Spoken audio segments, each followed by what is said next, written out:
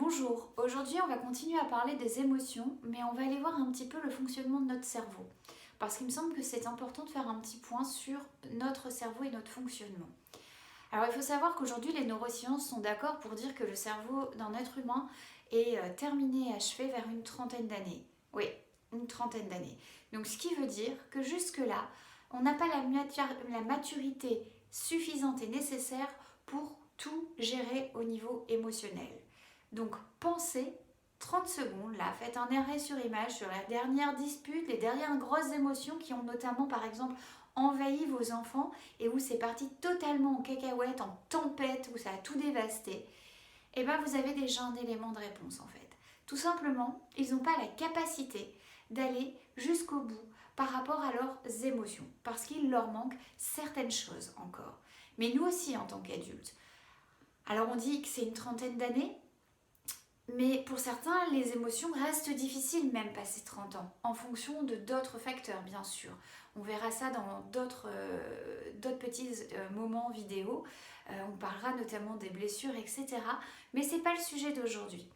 Donc aujourd'hui, je voulais vraiment déjà vous préciser voilà, qu'il y a déjà au niveau de la construction et de l'achèvement de notre cerveau ce gros point à prendre en compte.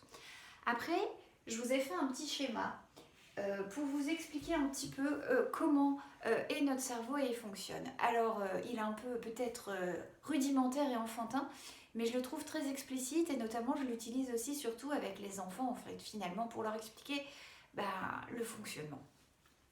Donc, comme vous pouvez voir sur ce schéma, on a ici en vert la grande bulle, le néocortex. Le néocortex, il est attribué au langage. Et j'ai mis en dessous qu'il était lent et j'ai mis une petite tortue. Ici, on va avoir le cerveau limbique qui est attribué aux émotions, qu'on peut apparenter à un chat. Et ici, on va avoir le cerveau reptilien qui est apparenté aux réactions. Et on va avoir le tyrannosaure rex. Donc, qu'est-ce que ça veut dire? Ça veut dire que quand il y a une émotion qui survient, en fonction de l'âge qu'on a et des capacités qu'on a émotionnelles, qu'on a développées au cours de sa vie, on va pouvoir réagir à différents niveaux. Au début, quand notre cerveau est entre guillemets inachevé, on va directement être l'émotion, la réaction, d'où le tyrannosaure rex en fait, qui est rapide.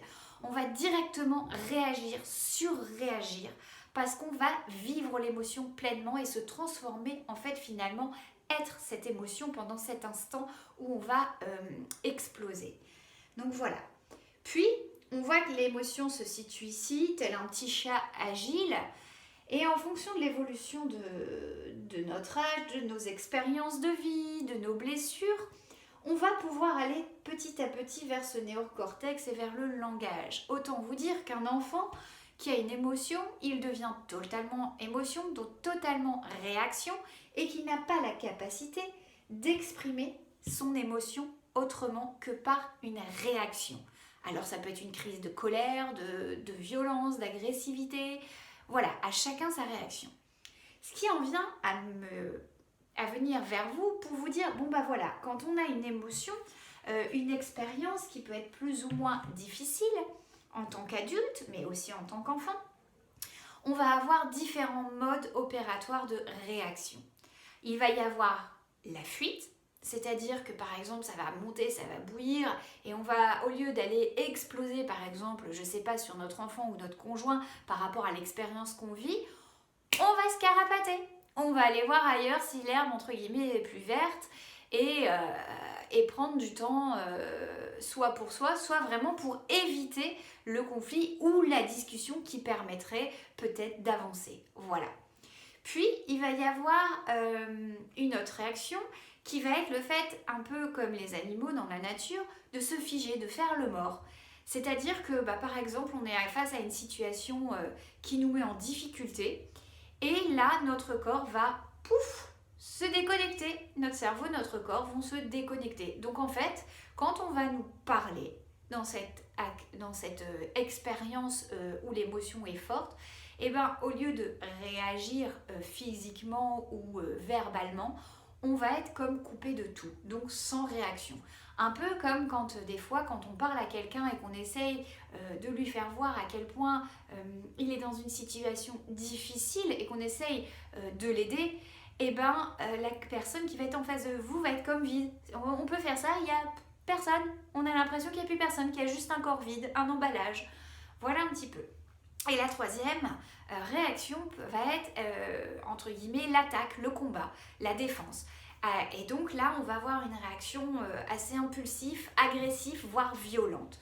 Voilà les différents modes opératoires qu'on peut adopter face aux émotions qui nous traversent et que nous vivons au quotidien. Ce qui m'emmène à vous parler des parts qui nous constituent. Alors là, vous vous demandez de quoi Dorine va parler. En fait, c'est tout simple. À l'intérieur de nous, on est constitué de plein de petits nous quelque part, plein de petites parts qui nous animent. Un peu comme vous savez quand on voit dans les dessins animés le petit ange et le petit démon. Bon là, il y en a plusieurs, il y a une multitude. Et donc en fonction de ce qu'on va vivre et des différentes émotions et expériences qu'on va vivre, il va se construire des parts de nous. Il peut y avoir la part de nous qui va être, par exemple, très en observation, timide, renfermée. Une autre part de nous qui, elle, va vouloir prendre la parole et s'exprimer. Et elles vont être en conflit, par exemple, en fonction des expériences. Et des fois, ça sera celle qui va être timide qui va réagir et donc rester, entre guillemets, muette ou en retrait. Et des fois, dans d'autres situations, ça va être la part de nous qui a envie de s'exprimer. Et ça va être comme ça pour tout ce qu'on va vivre. Donc c'est-à-dire qu'en fonction de ce qu'on va rencontrer dans notre vie, il y a une part de nous qui va se manifester. Avec une autre part qui peut être à l'inverse.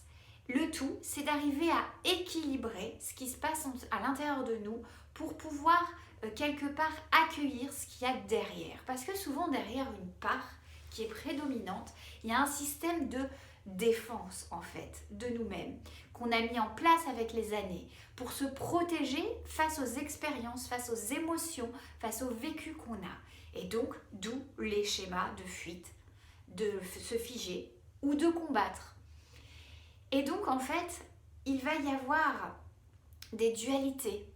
C'est un peu des fois cette perception qu'on a de soi-même en disant « mais non, mais là, je suis folle, là !»